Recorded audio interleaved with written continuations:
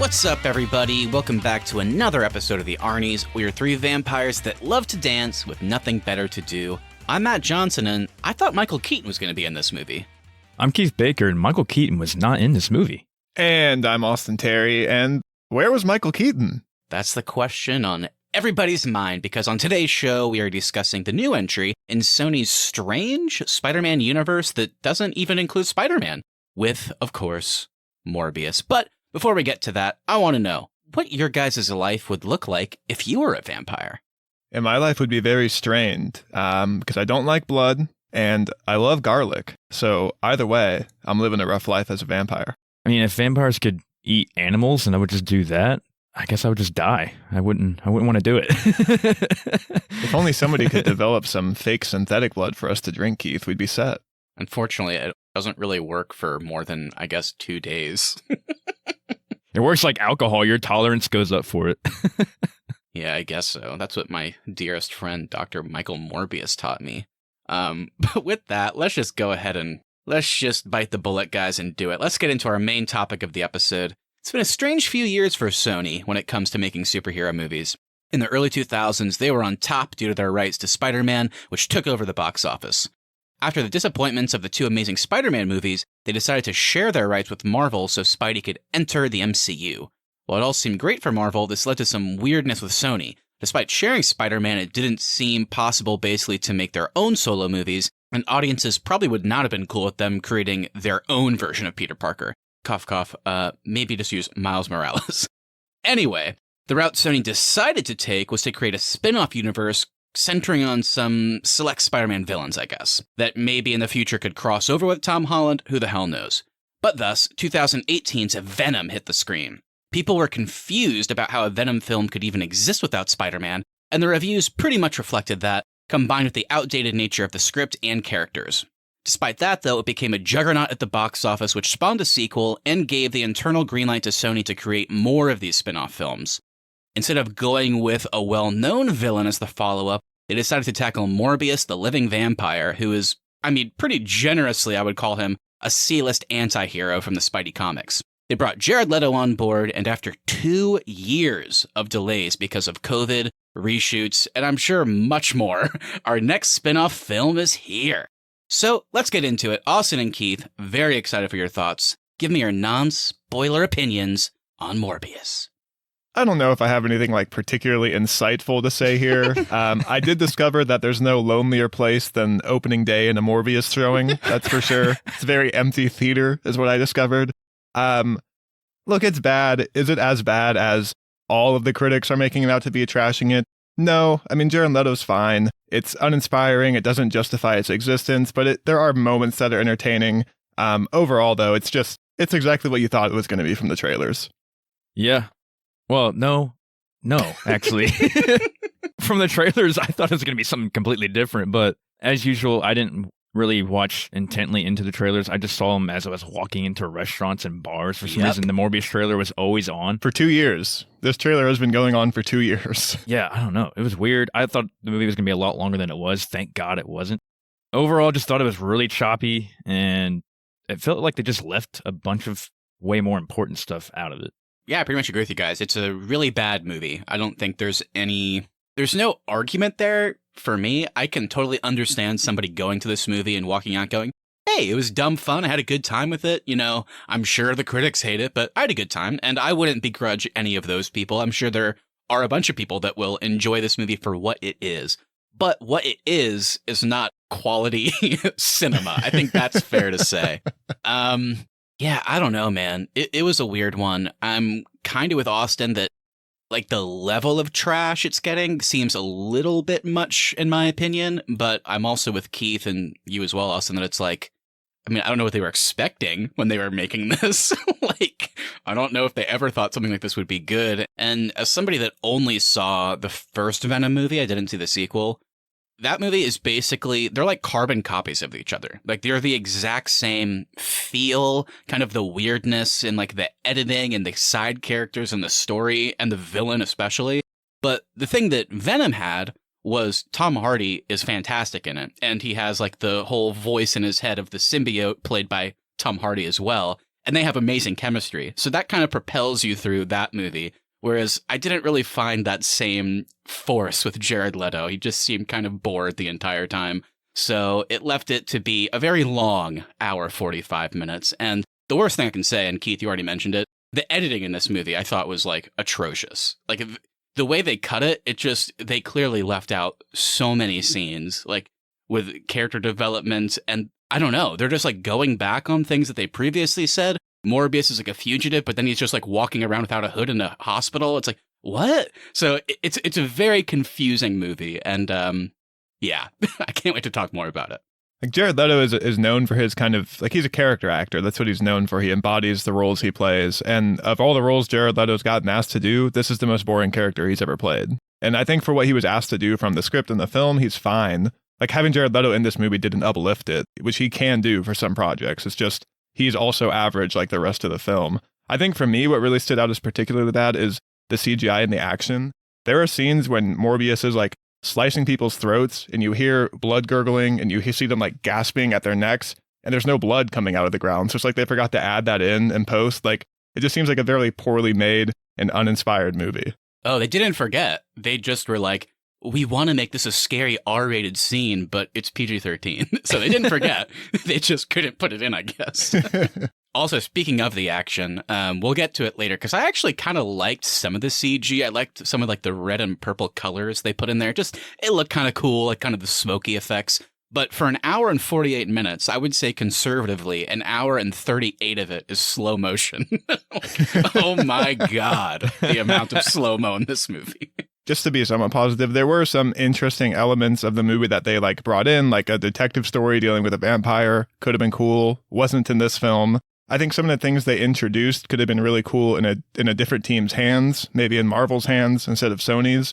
There is going to be a sequel, I'm sure, so maybe bring in a different team. I don't know how you make this work, but this is not the last we'll be seeing of Jared Leto as Morbius, I can tell you that. The problem is that was the same thing with Venom. Like, in the sequel, they brought on a new director, like new writers, and a lot of like a bigger actors to the cast, but that movie was received the exact same way. So I don't know if a new team can save our dearly beloved Morbius. All right, so this is one of those rare times where I guess if you're listening to this and wanting to know our thoughts on Morbius, all three of us wouldn't recommend it. Not good. I mean, guys, before we move to spoilers, is there any reason, do you think, for somebody to go see this in a theater? Absolutely not. Did not contribute to this movie's box office run like the three of us did. Yeah, I would say no. And I did not admit this to you last night, Matthew, when we saw it. There was one moment where I was very tired from just yesterday. I noticed had a busy day. And I was like, is Keith asleep right now? And I closed my eyes for 2 seconds. I was like, you can't fall asleep. You have to review this movie tomorrow. You got to pay attention to it. But I wanted to go to sleep so bad. There was a moment, like probably an hour 15 in, where I was like, I've got a sense of this movie. I could walk out right now and still be able to talk about it. Keith said the same thing. Oh, God. Well, if you want to know our thoughts on the first hour 15 and then I guess the other 30 minutes, it is time, everybody. We're dropping the spoiler warning. If you're concerned about us divulging the details of Morbius, then this is your chance to go check it out and come on back, because by God, we don't want to, but we'll be waiting for you. And no joke, the biggest spoiler is Michael Keaton is not in this movie. If you're coming for Michael Keaton, he's legitimately not in the movie. That's probably a good thing to mention.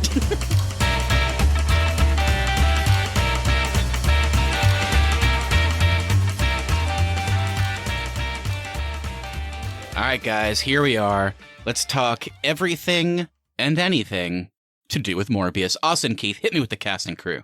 All right, so Morbius is directed by Daniel Espinosa, who is a Swedish director most well known for the Jake Gyllenhaal, Ryan Reynolds sci-fi horror film Life, which I actually did quite like. It's written by Matt Shazma and Burke Sharpless. They're a writing team known for Dracula Untold, The Last Witch Hunter, and Gods of Egypt. However, their only well-received project is Netflix's Lost in Space, which they are currently the showrunners of. Our musical score is composed by John Ekstrand. He's a Swedish composer mostly known for Swedish-language films. His English films have pretty much only been with director Daniel Espinosa, with the films Child 44 and Life. And of course, it's based on Morbius, the Living Vampire, created by Roy Thomas and designed by Gil Kane. He first made an appearance as the enemy of Spider-Man in October 1971. All right, and going into our cast, we have Jared Leto as Dr. Michael Morbius, Matt Smith as Milo, Adria Arjona as Martine Bancroft, Jared Harris as Dr. Emil Nicholas, Al Madrigal as Agent Al Rodriguez, and we got our boy Tyrese Hell Gibson yeah. as Agent Simon Stroud, and he's not really in it, but Michael Keaton as Adrian Toomes, a.k.a. Vulture, reprising his role from the MCU in Spider-Man Homecoming. Only in the post-credit scene, and he was in the trailers. Yep. A lot. And that was your theory, and I shot it down. I was like, "There's no way they would put the post-credit scene in the trailer," and you were right, my friend. I didn't want to be. Didn't want to be. Well, there's our cast and crew, guys. Any positives? Any negatives? What do you got? I think the only positive I can give, and it's just because he was at least energetic in his performance, and that's Matt Smith as Milo. I thought he was actually a pretty fun villain. He's way more fun than Jared Leto. But he's like the only guy that's doing something above like a monotone performance in this movie. Yeah, this is tough. I mean, I'm torn between wanting to give like maybe a slight positive, or do I just go ahead and give a negative? Give a negative. I'll be negative. It's Morbius. And speaking of, my negative is Jared Leto. I'm kind of with Austin. Like, is he terrible? No, but I just like reading behind the scenes stuff where we talk about him being a character actor and somebody that always really dives in and does method acting. He talked openly that he didn't do that for this movie because he felt that this was not a character focused piece. You know, it was more about plot and like the greater Marvel world and whatever. So he didn't do his method acting. And that's fine. He can do whatever he wants. But whenever you hear him talk about that character, then you watch the movie, it's very evident that there's really not much to this character. And because of that, his performance just really came off as wooden, and he just looked bored. And when you pair him with like Adria Arjona or especially Matt Smith, that really comes across. So I understand like him being maybe more reserved ties into the Morbius character because of the life he's lived. I'm not saying I wanted him to be like loud and goofy, but I just needed something, because the word I would use is Jared Leto looked bored to me in most of these scenes. I will say, in Jared Leto's defense, if I was like, "Oh, I'm so excited, I'm joining the MCU, I'm going to be Morbius," and then I got this script, I'd be bored too. Fair. I'll kind of side with you, Austin, with Matt Smith as Milo. If I have to shout at anybody, I guess it would be him. He kind of brought some more animation to his vampire, I guess, whenever he's going off the rails. So that was kind of fun, but that was about it. All right, so you've heard our thoughts on Morbius, but let's see what other people have to think. So Morbius currently has a 17% on Rotten Tomatoes. So, fun fact, that actually makes this the worst reviewed new release we've ever talked about in the almost 2 years we've been doing this podcast. So that might tell you something. The site's critical consensus is, cursed with uninspired effects, rote performances, and a borderline nonsensical story, the Spidey-adjacent mess is a vain attempt to make Morbius happen. Negative critiques centered around the uninspiring script, the characters don't have any depth, and the general confusion of the story. Specific callouts included, due to the script and editing, characters are constantly doing things that contradict their previous words or action. The villain turn isn't earned or sensical, and while a film like this is unexpected to be a masterpiece, most reviewers question the need to make it so overly serious and not more fun, like Venom, for example. The few positive reviews we could find mentioned Matt Smith, while his character was deemed ridiculous, his performance received notice because he seemed to be the only one trying to inject levity into the movie. Leto, on the other hand, was more divisive. Some found him wooden and boring, but some enjoyed the restrained and vulnerable performance he gave. The main positive was the running time. That's not a joke, by the way. Everybody mentioned that. All right, so Matt mentioned it. Morbius has a 17% on Rotten Tomatoes, so I thought it'd be fun to play a little game with that rating. Okay. I've got just a random list of movies here, and I'm going to call them out, and I just want you guys to guess if this movie is scored higher or lower than Morbius on Rotten Tomatoes. Okay. I don't know about you, Keith. I feel like I'm pretty in tune with Rotten Tomatoes, so I'm hoping I'm good at this, but maybe Austin has picked a list that will surprise us. See, I'm not a Rotten Tomatoes guy. I'm an IMDb guy, so I don't know how the ratings work, really. Okay, well, let's see. Let's see what you got, Austin. The first one on the list here is Clash of the Titans. Oh, this is already tough. The only movie I ever fell asleep during in the theater. I'm going to say lower. I'm going to say because of the effects at the time, I'm thinking that might be like a low 20s. I'm going to go higher. All right, Matt is correct. It has a 27%, Ooh! 10% higher than Morbius at 17. Okay. All right, another one I've got here is the Ryan Reynolds-led Green Lantern movie. I'm going to guess higher. I know that movie was received extremely poorly, Okay, I don't think it's much higher, but I'm going to guess higher as well. You guys are both correct. It is just slightly below Clash of the Titans at 26%. I've also got the 2015 reboot of the Fantastic Four. Oh, okay. I saw that in theaters, and it was just me and my friend, and we got drunk during it. I'll say lower.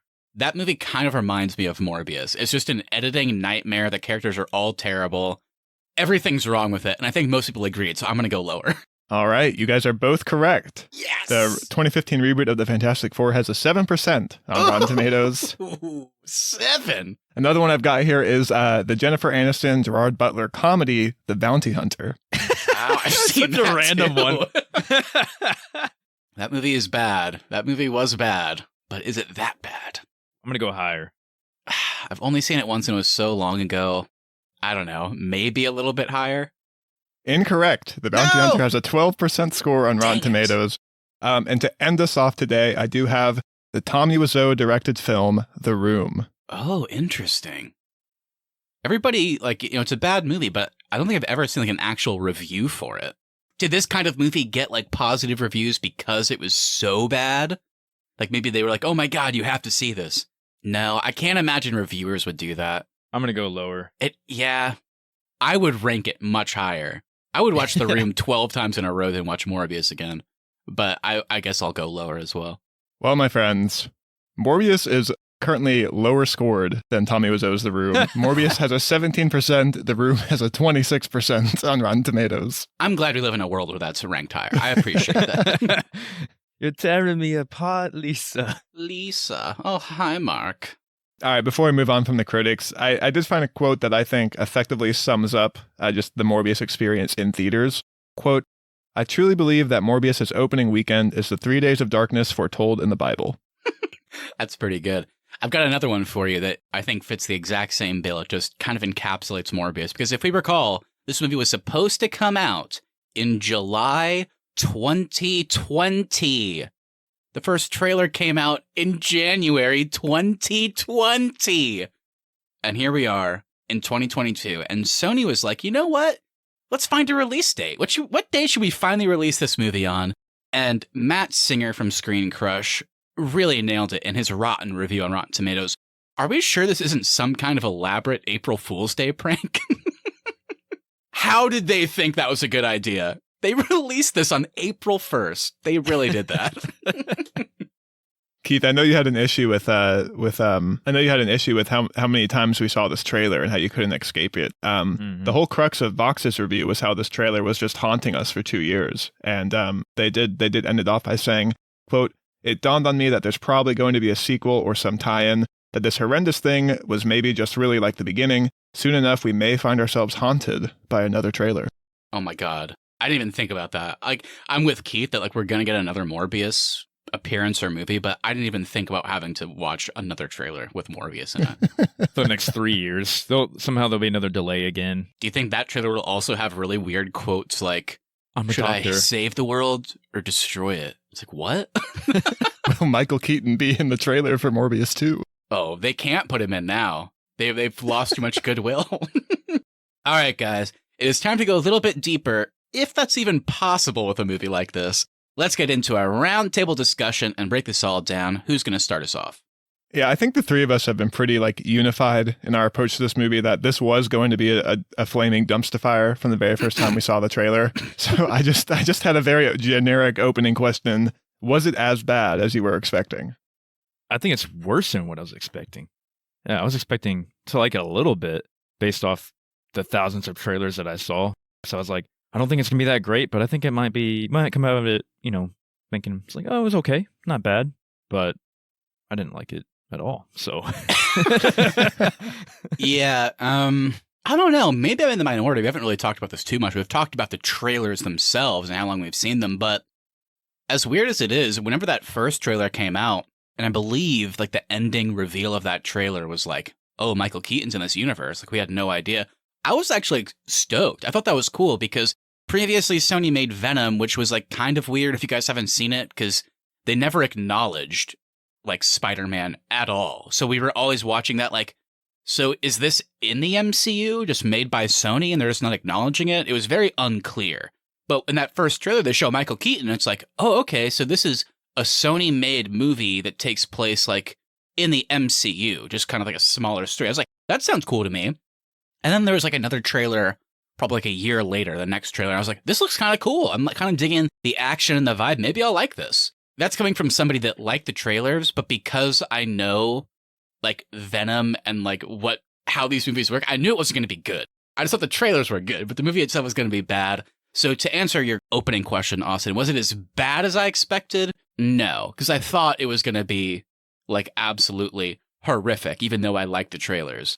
But it's still very bad. Unfortunately, very bad, you might say. So I guess on the flip side of that, like, what do you guys need from these villain movies to, like, enjoy them? I know we like Tom Hardy as Venom, or at least I know you do, Matt. But they're still not good movies. So what are you needing from these Sony films for you to be like, man, these are fun movies? It's a good question. I think there's a lot of elements. I think, for one, Spider-Man. Well, yes, we need Spider-Man. But I guess I've long accepted, because we knew about the Venom movie not having Spider-Man since like 2017. So I guess I've accepted it, even though I don't like it. So what do we need? I think two things are important. First of all, we need really strong character arcs, which is something that both Venom movies and this are severely lacking. It's just, there's not much to these characters. At least Venom, it's fun. There's a fun dynamic between Eddie and the symbiote. Here, like I said, it wasn't for me. It's a little bit bland, and there just wasn't much where Morbius was at the beginning, and then at the end, I would actually call it confusing. It's like, so is he cool with being a vampire now? Like one of you guys said at the beginning, the ending's very abrupt. He just kills Milo and then he flies away. And it's like, okay, is he accepting this life? It's very confusing what the arc is of the character. And then the other thing that I would like, if you're going to tell stories with Spider-Man villains, I think you should kind of be a bit bold and be more interesting. Like, it's okay to tell stories where the characters aren't always perfect. Like, I think it would have been really interesting to have a story where Morbius accidentally turns himself into this vampire because he's trying to do good, but then he, like, has to kill people, or he'll die, or he can't control himself. That would have been kind of a darker story and more interesting, watching this doctor have to kill people in order to, like, stay alive long enough to finish his work. And it would have been dark, and it would have made him what you would call a villain, like he's doing bad things. But both Venom and this movie, like, they've strived to make these characters heroes. Like, they have to make them good people, and I don't like that, because that's not who these characters are originally. So it's like, why are you making them? Just to make them heroes? I thought Sony's whole thing was to make them villains to fight Spider-Man later, but now, why would Morbius ever fight Spider-Man? Because he's a good guy. So it's just, yeah, I need them to lean into the villain stories and have good character arcs. I mean, those are the two things for me. When the movie opens and you go back to his childhood, it's like, this might be somewhat interesting to see, like, what it was like for him with the blood disease. It might make him more of a sympathetic villain. I thought that's the angle we were going for. But really, we just see him in the orphanage, and then it cuts to him as an adult. One of the more interesting scenes in the trailer to me was, like, him in that cave with the bats. That's the opening of the movie. Yeah. And then the next scene is the bats are in his lab, and he's already developed the cure. That was We so skip everything. to me. We don't get, like, the trials and tribulations of him, like, over and over through his whole life trying to make a cure. It's like the opening of the movie is he makes the cure, and we're good to go. I just don't think they do a very good job of like making you care about or root for Morbius in this movie. And not even root for him in like a hero sense, just like understand why he's becoming villainous. So that goes back to my expectations from the trailers. Like the trailers, it seemed like a lot of the trailer was him in the Costa Rican jungle looking for the cure. So I thought half the movie was going to be him out there. Yeah, I also was confused as well, talking about the editing once again. I really thought when the movie started, we were doing the whole like in medias res thing. Like I thought it was going to be like Fight Club, where the movie starts and we're at the end, and then it's like, holy shit, this is crazy. Let me take you back to the beginning. So like whenever he's in the jungle and he's like setting up this experiment to like cut open his hands and the bats fly at him, and then it goes 25 years earlier, I was like, okay, so now they're going to introduce us to him, give us the backstory. We see him win the Nobel Prize, but then he rejects it for some reason. I don't know why they cut that scene. Would have loved to see his speech instead of just like the doctor later, I heard you rejected the Nobel Prize, Morbius. He's like, yeah, I did. It's like, what? But I thought we were leading back up to him going to the Costa Rican jungle. Because, I mean, am I alone? Like, I thought him cutting open his hand and doing that weird experiment was what turned him into Morbius. Instead, he just, like, captures all the bats somehow. No clue how he did that and brought them back. So he cuts his hand open, holds it up to a thing, what was the purpose of that? Because they're vampire bats and they I want to know, drink but blood. how did he capture them? Like, what? It was so weird to me. He holds the suitcase open and they fly into it.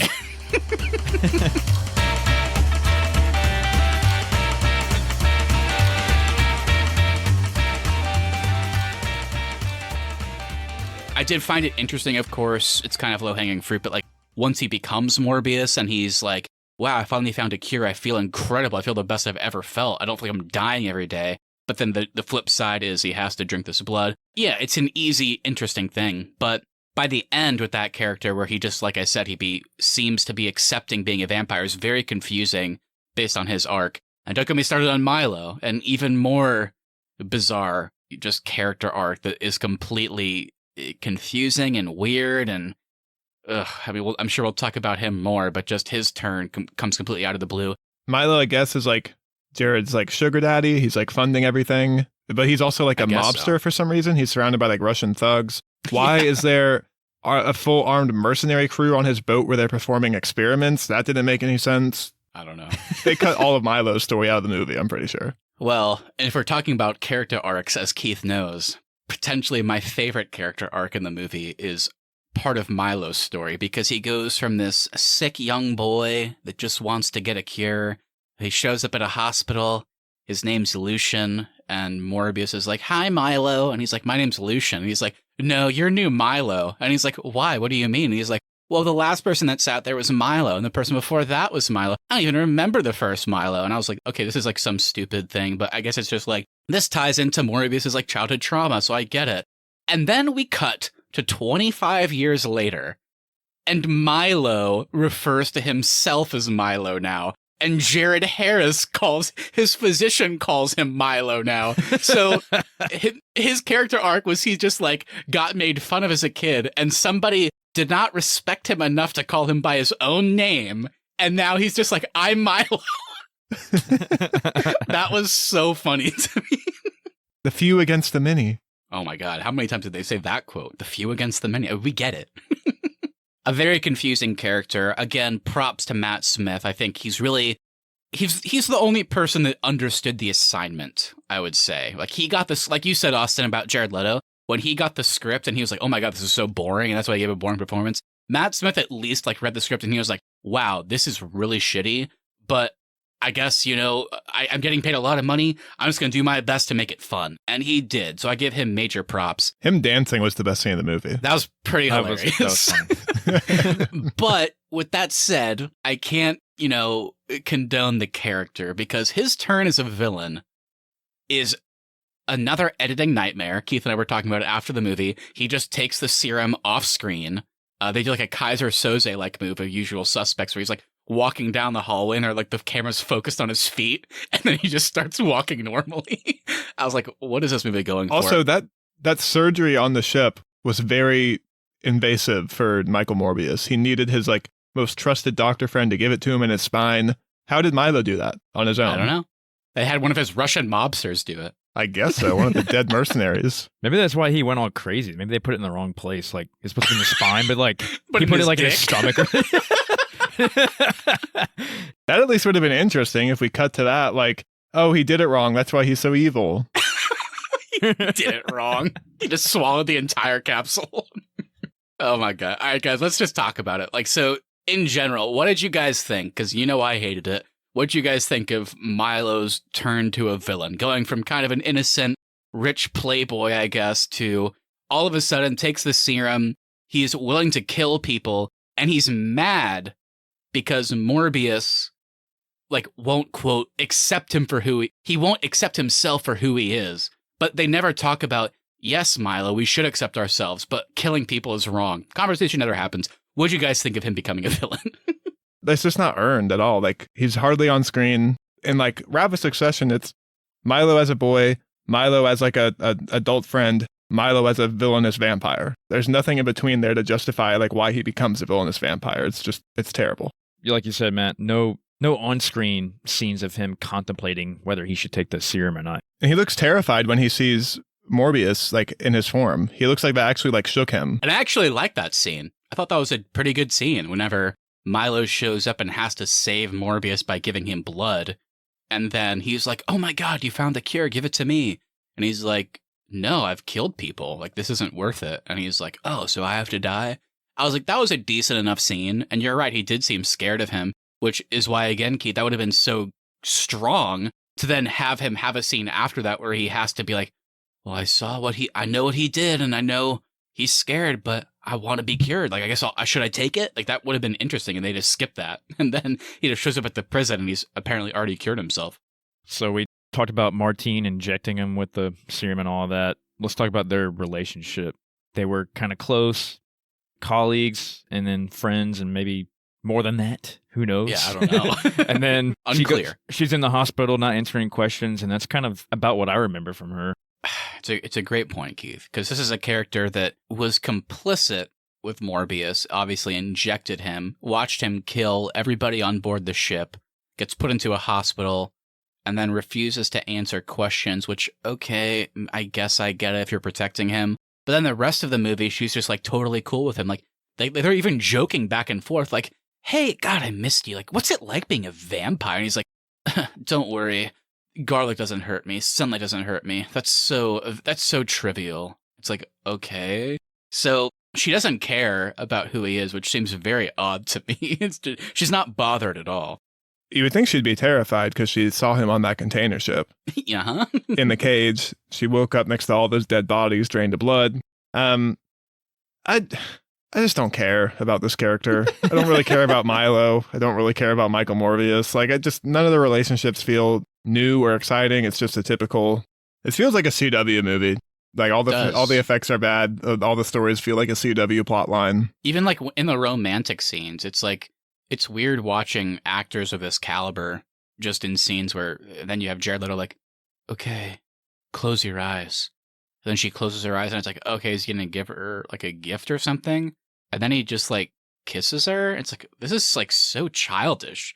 It's so bizarre. And okay, maybe you can make the argument that like they're childs at heart because they never grew up. It's like, no, it doesn't work. The way you're filming it, it's so weird. Same with watching Milo like successfully, I guess, hit on that girl in the bar that likes it, I guess. Like, he's like always talking about, there's no love for us, brother. But then he just like walks into a bar and immediately like it works, I guess. It's just a very confusing romance plot all around. Very CW. I would have loved to see maybe Grant Gustin pop up in one of these scenes. What do you guys think? Or Agent Lance. Or Detective Lance or whatever. We could have seen Agent Lance team up with Tyrese. I can't believe Tyrese Gibson was in this movie. He really was. He truly was. All right, let's move on. Let's talk about the blood, because I want to get into this. Oh, let's talk about the blood. We've got blue blood and red blood. If you drink the red, you're strong. If you drink the blue, you're still hungry. Was this fun for you guys? No. The blood storyline, my big problem with it that I referenced earlier, is it ties into the cop-out nature of this movie for me. I think there's a very interesting story you could have told with Morbius, where he inadvertently becomes this vampire, but he's a doctor still, and he wants to find a cure, he wants to save people, but in order to do that, in order to stay alive long enough, he has to kill people. There's no other, like, alternative, and, like, they could have done what they did with Venom, where it's like, okay, I'm only going to kill criminals in order to fulfill my bloodlust or something. But no, they came up with this weird cop-out where it's like, off-screen, Morbius wins a Nobel Prize for creating synthetic blood. And the second they said that, I was like, oh my God, this is just so they can have him drink blood that isn't from a person. And that's all they introduced it for. He also steals his synthetic blood from EMTs at one point. And I'm like, well, you just killed like 4 people because they need that to save lives on their job. Well, yeah, that's my question. Why does he even need the synthetic blood if he's in a hospital which has like real blood from blood donors? You don't have to kill people. You just go steal the blood from blood donors. I don't know. It was very bizarre. It was all, yeah, like I said, it was just funny. Like, he invented that off screen. That was his big Nobel Prize win. And then, yeah, throughout the movie, Keith and I were laughing because there's a scene where he gets caught by Tyrese Gibson and Al Madrigal, and he has a backpack on full of synthetic blood. He runs onto a roof and for some reason takes the backpack off and then gets captured. And then it just immediately cuts to him in prison, writing in his journal about, the synthetic blood's not working anymore. It used to be for 6 hours. Now it's only for 4. And then it cuts to him in an interrogation room, and he's like, I need the blood. I need that bag. And they're like, you can't have it, Dr. Morbius. And so I started laughing out loud because I was like, so you're telling me from that rooftop scene to him getting captured, taken to prison, arrested, put in a cell, taken to an interrogation room, only 4 hours have passed? I was like, oh my God. I actually thought we were going to be in for like kind of a cool scene of like this vampire character gets out in this prison and he's super hungry and it's going to be dark and creepy. How easy would that have been to do? And it's prisoners, so you don't have to feel too bad about it. And the movie constantly tells us that. Look, Michael, we're not mad at you. I mean, you killed 8 mercenaries on a boat in international waters. Nobody cares about that. Very weird thing for an FBI agent to say, by the way. Yeah, I really thought there was going to be a prison break sequence where like he drinks red for the first time and it's like, oh shit, like here's what can happen or something. But no, that would have been too interesting. I also didn't understand like when his Morbius form comes into play. Like, is that just when he's hungry? Is it when he's super strong? Like, none of that stuff really made sense to me either. It looked like it was pretty voluntary with like whenever their face and fangs changed, like whenever they got angry, they could just go and it would come out. That stuff I actually always thought looked good, though. It was weird in the movie, but the actual design of that I thought was kind of cool. Yeah, I agree. It was just the implementation. It's like, okay, can they only do that when they're hungry? Or can they do that when they're super strong with red? But then you have scenes where Jared Leto just gets really angry and then he can do it on command. So it's kind of odd. It kind of ties into the whole, like, how do the powers work? I don't know. Okay, so let's talk real quick about the action scenes between the fighting with Michael and Milo. And what do you guys think of the ending, which was very abrupt? I remember Matt and I laughed out loud whenever it ended. It showed Jared flying through the air and it just goes, Morbius. And we looked at each other and started laughing. Yeah, for the fighting, I mean, I thought the color schemes was cool. Everything else, just in slow motion, and it looked stupid, I thought. Yeah, I don't have too much to say. I liked like what they put the characters in. Like, it's fun to see Morbius in like more of like a long like black outfit, and of course Jared Leto's hair ties into that. And then you have Milo in his vampire form, but he's just in like a nice suit. It was just like a cool like visual, like seeing like a vampire face but dressed nice. That's always kind of fun to see. But yeah, other than that, the final fight, again, I guess maybe now that I'm saying it out loud, the one power that was confusing to me was, okay, at one point, like he gets his stomach like gutted by Milo, and then he falls down, he looks dead, he screams, and then he puts his finger in water, and it vibrates, and then somehow that attracts all of the New York bats to come to his aid. I was like, what? And then he's controlling the bats, like throwing them at Milo. Yeah, I was okay with him controlling the bats because it was like a visual, like, oh, Morbius he's fully a vampire, but it was still stupid. And like the final scene where he kills Milo, and Milo's just like, oh, Michael, I'm sorry. I'm your brother. I was like, oh my God, please stop. He was like, you going to kill your brother, Michael? Oh my God. And then Michael just goes, stabs him. He looks like he died. And then it just cuts to Morbius and he just goes, Lucian. What? Why? What was the point of that? I finally accept that you're not Milo 14. Milo 14. Oh, Lucian. I guarantee you in this sequel, the first Milo's going to come back. Brad Pitt as Milo 1, you think? Or maybe Grant Gustin as Milo 1. Oh! I will say, as bad as the final action scene was, another extremely laugh-out-loud moment was their first action scene where Milo kills all the cops in the subway. And there's like a literal, I would say, 45-second scene where it's all slow-mo and Milo is just running towards the camera with a subway train next to him. And then it cuts to Jared Leto's face and he looks sad.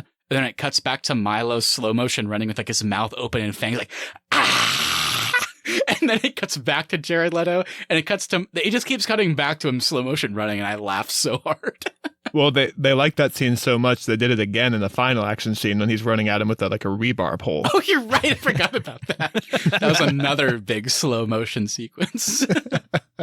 As for the abrupt ending, I kept waiting for like the turn of when Morbius is like, I'm a villain now. And he's not a villain when the credits roll. So I don't know when that's coming. Maybe in Morbius 3? Threebius. Yeah, I don't know. Yeah, it was a very abrupt ending, almost to the point where I wanted to laugh when he flies out with the bats and then it cuts to the FBI agents and they're like, okay, I guess we're cool. Like, he's not the guy that killed all those innocent people. It's like, okay. And then it just randomly cuts to Martine, who Keith and I, like, actually, I will be honest, like, we talked to each other very quietly in the theater because I was so confused about the scene where Martine dies and they kiss and she bites his lip. Oh, yeah. Drinks his blood, I guess. Blood. But then she drinks her blood. And I literally turned to Keith and I was like, I do not know what just happened in that scene. It's weird, too, because they don't want to use any vampire lore in this movie. But then they randomly are like, okay, if you drink your vampire's blood, you can become one. So that's just randomly in there. But none of the other garlic, holy water, wooden stake, none of that stuff is in this movie. But they just picked and choose what they wanted to use. But of course, the problem is, okay, so if she had the wherewithal to do that, because in a lot of vampire media, you see like vampires who maybe they fall in love with a human and the human's about to die. So the vampire like slits their wrist and like just puts their wrist like into the human's mouth. It's like they're forcing them to become a vampire because they're so sad about the idea of not being able to live with that person. But Martine apparently is like cool with becoming a vampire. And I think she smiles in that last scene. So it's like, okay, I guess she's cool with, not dying and living as a vampire the rest of her life. Very bizarre. But yeah, I do agree with you, Austin. Like, I don't even know what they could do with this character in the future because, like you said, he's not a bad guy at this point. I don't know if you can call him a hero, but I mean, he's not out to do bad when the credits roll, so I don't know how you can even utilize him in the future. Can we go into the post-credit or mid-credit scenes? And we can, Keith. Maybe that'll answer our question. Oh, I hope it does. So we've covered the ending of Morbius, like Keith said, but I think perhaps the biggest thing to talk about in the entire movie, which is saying something, is the post-credit scenes. So first we see Adrian Toomes, the Vulture. He is transported to this universe because of Doctor Strange's No Way Home spell. Which is not how that spell worked in that movie. Just going to call that out there. Based on what they told us in that movie, agreed. Very confusing why a spell that would make everybody forget that Peter Parker exists would pull in Vulture to a different universe. I don't know. Very confusing. But because he shows up in a new universe and this universe has no record of him being a prisoner, they're forced to release him. So that's our first credit scene.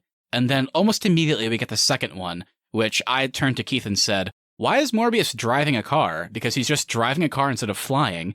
And then he goes out in the middle of nowhere and he's like, whoa, I sense something. What is that? And then we see Vulture, who has come to a new universe and somehow built his Vulture suit again, I guess. With the tech from the first Avengers movie, which didn't happen in this universe. Very confusing. Right. And he's like, what's up, Doc? Thanks for meeting me. And then Morbius goes. And then Vulture gives the weirdest exposition, confusing line ever. He just goes, yeah, I showed up in this place. I don't belong. I think I have to do a Spider-Man. I'm looking to put a group together to do some good. And then it cuts to Morbius. Intriguing. And it just cuts to black. Talk to me about these confusing post-credit scenes. What'd you guys think? I'm going to be honest, I didn't care enough to stay for the post-credit scenes, so I watched them after the fact. Nice. I can respect that. Yeah, I mean, it still doesn't answer our question, is he a villain or not? This random dude, to him, Adrian, shows up, and like you said, Austin, the tech that he shouldn't even have. Morbius has no idea who Spider-Man is either, so how are they going to build the motivation to take down the Spider-Man? Exactly. I've never seen a post-credit scene that makes me less excited for the future of a project like this one did. It opens up so many more nonsensical questions that I shouldn't have to ask, because the filmmakers didn't plan any of this stuff out. Yeah, if I'm trying to play devil's advocate, we saw in No Way Home that, like, a bunch of Doctor Strange's spells had, like, inverse effects, if you want to call it that. Like, they weren't perfect. Like, whenever Peter's like, oh, wait, I want you to do a spell that makes everybody forget about me, but it can't be this person or that person or that person, and then the spell gets fucked up.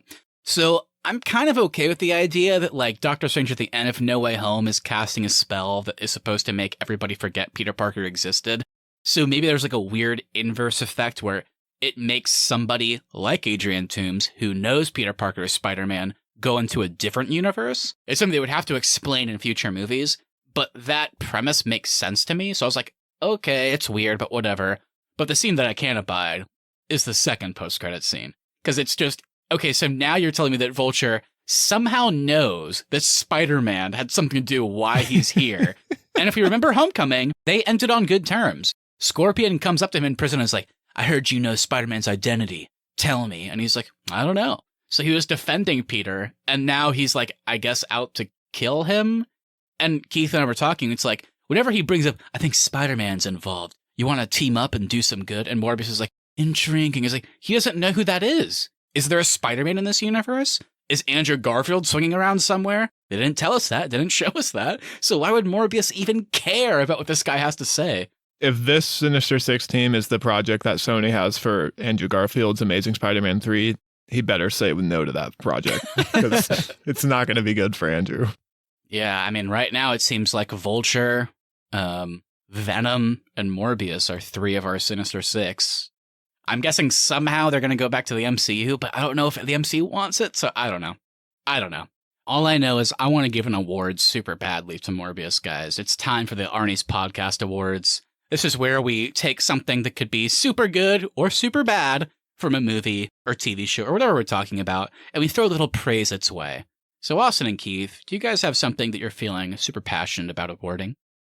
Yeah, I'm going to give the Please Stop award to Sony Studios. Please stop with all these projects. Let your rights transition back to Marvel, and then we can have good Spider-Man projects. Well, this is a piece of trivia that will play into my award. And this is the worst candidate for Luke Cage award. And that goes to Mr. Tyrese Gibson, who was in talks to play Luke Cage at one point in time in the early 2000s. No, late 2000s.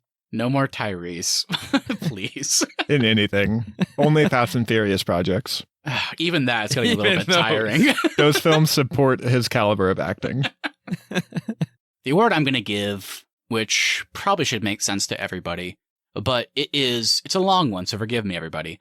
It is the actor most supported by slow-mo in motion picture history, and that's Matt Smith. Whether he's running by a subway or running to fight Morbius with a rebar in his hands, this guy was in an hour and 45-minute long movie, and most of his scenes were slow motion. And I just want to shout out Matt Smith for going through that. There was so long I fell asleep in the middle of one, and then I woke up and it was still going.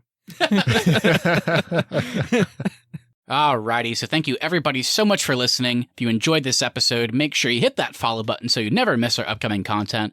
Also, if you wouldn't mind sharing us with a friend, we really would appreciate that so we continue to grow our show. Please leave us reviews as well. Even if you don't want to write anything, leaving us a 5-star review on Apple Podcasts, Spotify, or wherever you listen to your podcasts really does help us out. At the Arnies is our social, and the Arnies.media is the website. We'll be back next Tuesday for another entry in our favorite movies series. We just did an episode on one of my choices, Eternal Sunshine of the Spotless Mind, so be sure to go check that out. But now, it is Austin's turn. So, I'm excited for this because Keith, you and I don't know what's about to happen. So Austin, please take it away. What movie are we going to be talking about next week?